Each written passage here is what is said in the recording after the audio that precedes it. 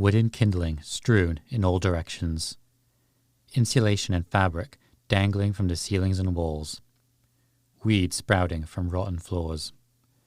These images capture the incendiary state of Kaohsiung's Cheng building before a fire ripped through it last week, killing 46 people.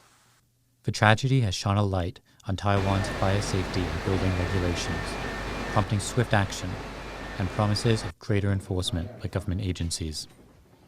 Many say the city government should take responsibility for the tragedy, but others say it's merely the manifestation of deeply rooted, long-standing problems that have plagued Taiwan for generations. Dr. Ray Chang, an expert in emergency services with Embry-Riddle Aeronautical University, says building management issues lay at the heart of the matter. I think it's not a flaw for any specific government.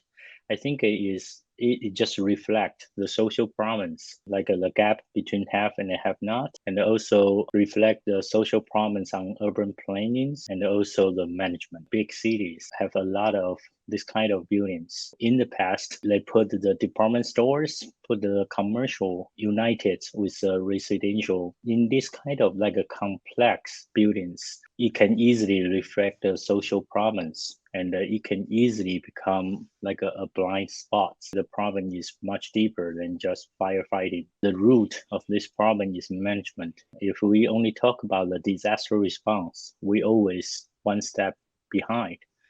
With a problem this widespread, the solution, Zhang says, will also have to be ambitious. Instead of waiting until the next disaster, he suggests instead preventative measures to ensure risky properties are no longer ticking time bombs.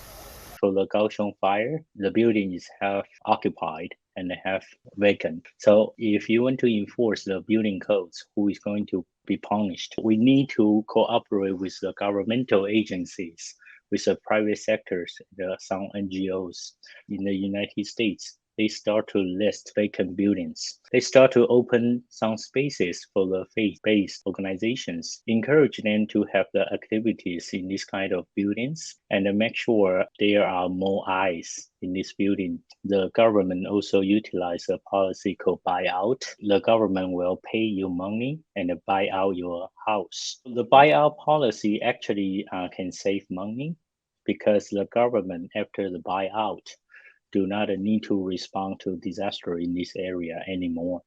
As the dust clears from this deadly and preventable disaster, people nationwide will be waiting to see how the authorities will find a rapid solution to a generations-old problem.